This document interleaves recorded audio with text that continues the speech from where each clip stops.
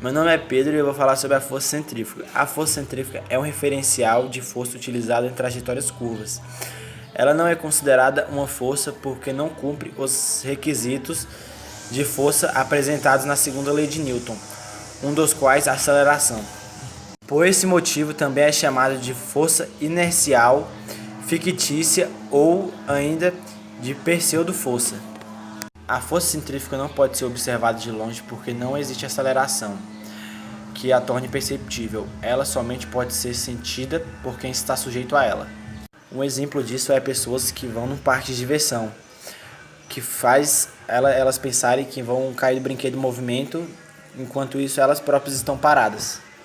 A força é o resultado do produto de aceleração de um corpo vezes a sua massa. Como a pessoa no brinquedo está parada, está excluída a condição que faz que ela esteja sob o efeito da força. No que respeita ao brinquedo do parque, este sim funciona através da força que atrai para o centro da trajetória.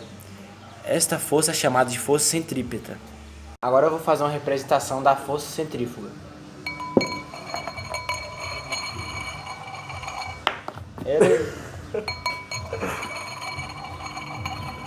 Vai ter que fazer outra, né?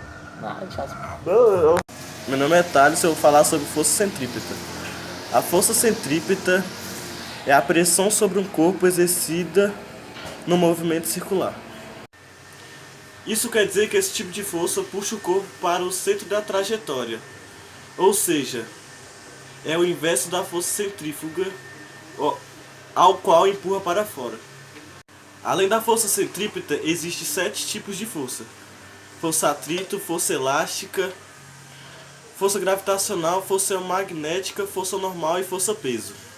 Como vemos, a força centrífuga não consta nessa relação, o que faz que seja questionada a sua existência. É possível calcular a força centrífuga? A força centrífuga pode ser calculada da forma de aceleração da força centrípeta.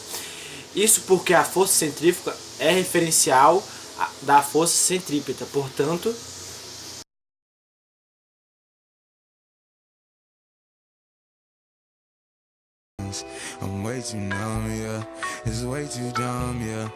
eu vou falar sobre a força centrífuga.